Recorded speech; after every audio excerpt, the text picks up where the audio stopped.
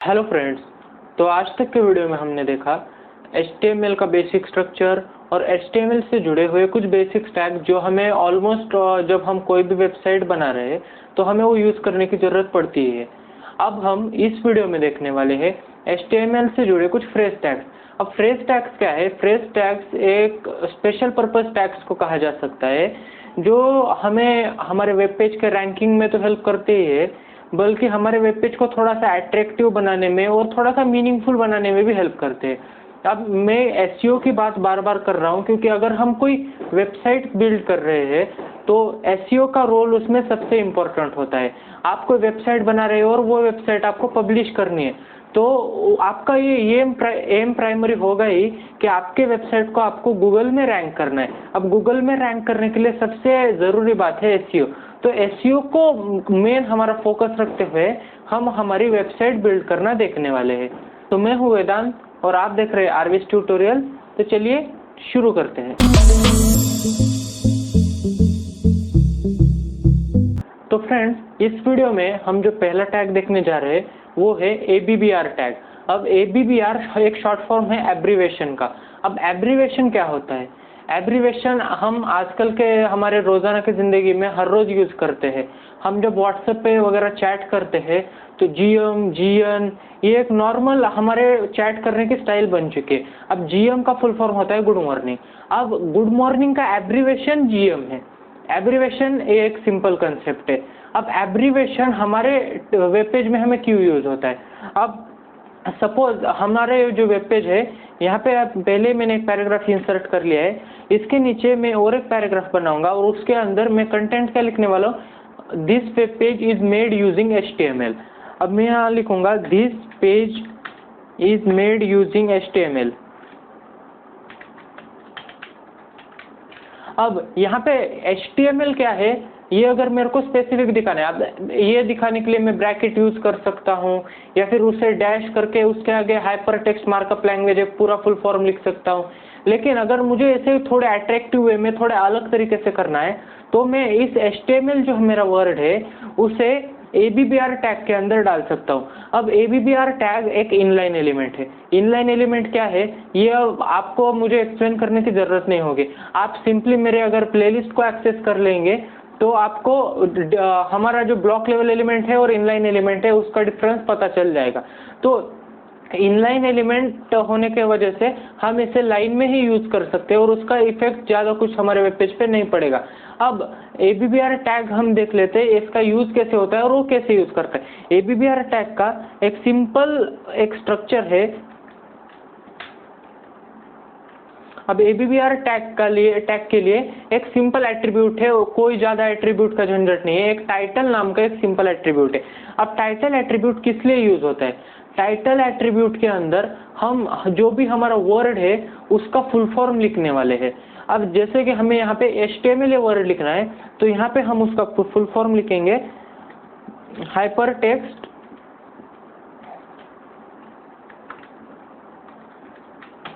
Markup language.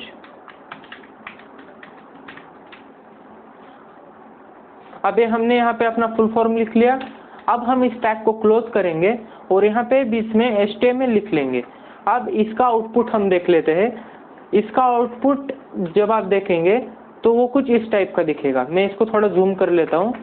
ये आप यहाँ पे आउटपुट देख पा रहे होंगे। इस आउटपुट में हमारे जो HTML वर्ड है उसके नीचे एक डॉटेड लाइन आ गई है जी, वो आप डॉटेड अंडरलाइन आप देख पा रहे होंगे। अब आपको आप यहाँ बोलेंगे सिर्फ डॉटेड अंडरलाइन लेने के लिए तो हमने ABBR टैग का यूज नहीं किया।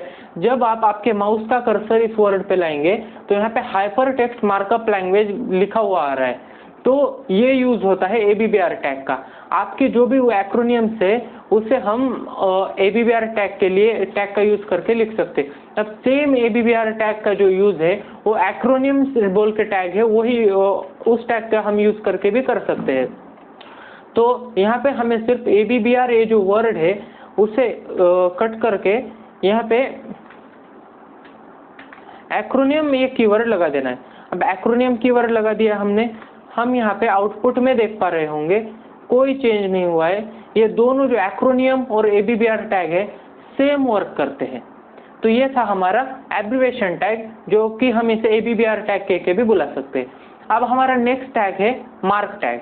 अब मार्क टैग हमने पहले भी ब्लॉक लेवल एलिमेंट हम जब देख रहे थे तब हमने मार्क टैग देख लिया था, लेकिन मार्क टैग फ्रेज टैग के कंसेप्ट के अंदर भी आता है, क्योंकि एक हमारे टेक्स्ट को स्पेशल प्रॉपर्टीज अप्लाई करने में मदद करता है। हमारा जो अगला टैग है वो है स्ट्रॉन्ग टैग।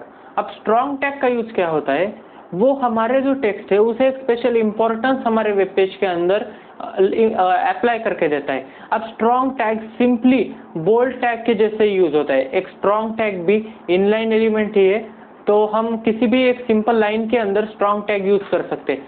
हम देख लेते हैं अब स्ट्रॉन्ग टैग का यूज क्या होता है।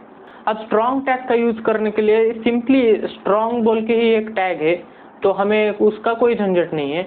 इसलिए मैं यहाँ पे पहले कंटेंट ले लेता हूँ। अब मैं यहाँ पे सिंपली लिखूंगा this is the sample text, sorry this is the important text बोल के हम यहाँ पे लिख लेते हैं।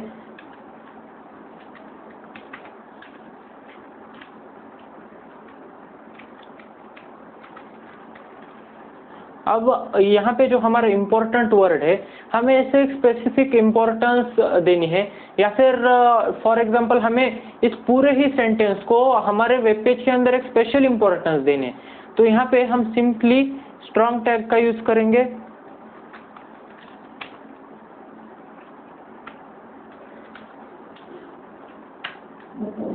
और इस टेक्स्ट को हम हमारे स्ट्रॉन्ग टैग के अंदर ले लेंगे।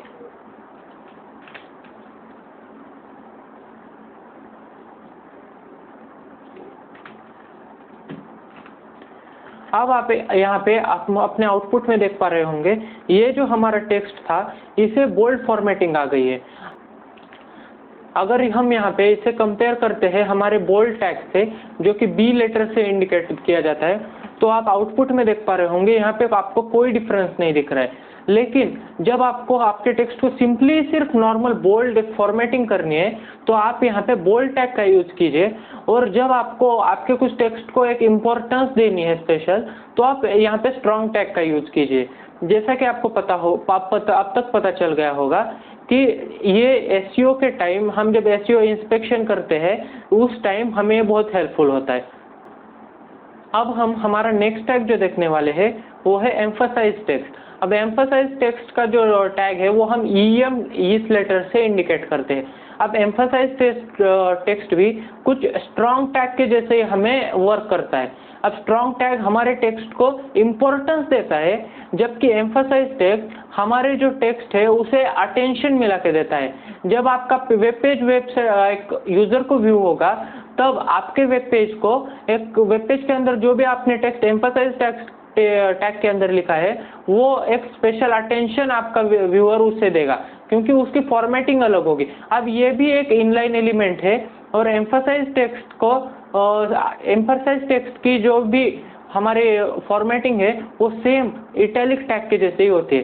तो हम उसका यूज देख लेते हैं।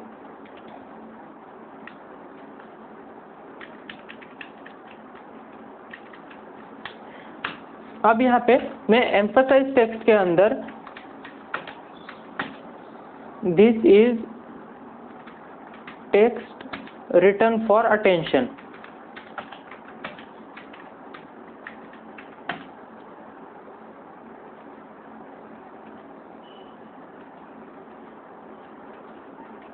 और यहाँ पे एक BR टैग दे देता हूँ ताकि ये जो लाइन है वो नेक्स्ट लाइन को आ जाए। आप यहाँ पे देख पा रहे होंगे यहाँ पे इस लाइन को इटैलिक फॉर्मेटिंग अप्लाई की गई है। अब हम हमारा जो अगला टैग देखने वाले हैं वो है डेफिनेशन टैग। अब डेफिनेशन टैग इंडिकेट किया जाता है DFN इस कीवर्ड से। अब DFN कीवर्ड क्या काम करता है ये हम डायरेक्ट प्रैक्टिकली देख लेते हैं ताकि आपको जल्दी समझ में आ जाए। अब यहाँ पे मैं एक नीचे एक सेंटेंस लिखने जा रहा हूँ, वो सेंटेंस में लिखूंगा HTML is abbreviation of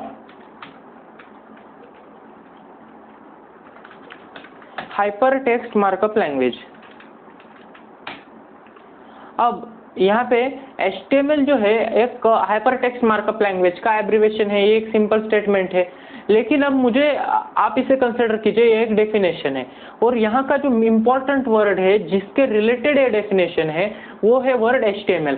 अब ऊपर मैं HTML टाइटल लिखूंगा, फिर लाइन ब्रेक लेके कुछ स्पेसेस लेके उसकी डेफिनेशन लिखूंगा आगे। इससे अच्छा हमें कि इस यहाँ पे सिंपल फॉर्मेटिंग अप्लाई कर सकते हैं। जब हम यहाँ पे डेफिनेशन या फिर DFN टैग का यूज करेंगे तो फिर यहाँ पे और उसके अंदर हम जो HTML इस वर्ड को लिखेंगे तो आप इसका आउटपुट कुछ देख पा रहे होंगे, वो होगा इस प्रकार से। यहाँ पे पूरा टेक्स्ट एक अलग फॉर्मेटिंग में है और HTML जो है उसे इटैलिक फॉर्मेटिंग अप्लाई की गई है और उसकी साइज भी थोड़ी सी मतलब एक नॉर्मल माइनर बड़ी साइज आपको देखने को मिलेगी। ये होता है डेफिनेशन टैग का यूज। डेफिनेशन टैग हमारे वेब ब्राउज़र को डायरेक्ट बताते हैं कि हमारा जो डेफिनेशन टैग के अंदर हमने वर्ड लिखा है उसके सराउंडिंग का जो कंटेंट है वो उस स्पेसिफिक वर्ड को जो कि डेफिनेशन टैग के अंदर लिखा हुआ है उस टैग को रिप्रेजेंट करता है या फिर उस टैग को एक्सप्लेन करता है। तो ये थे आज के लिए कुछ स्पेशल पर्पस टैग। इसके आगे भी कुछ स्पेशल पर्पस टैग्स है, वो हम देखेंगे हमारे अगले वीडियो में। तब तक के लिए thank you. Sorry that I didn't hit you back when you call my line. Or did you even need to talk? Or you wasting time declining all your FaceTime calls? 'Cause you're not my vibe.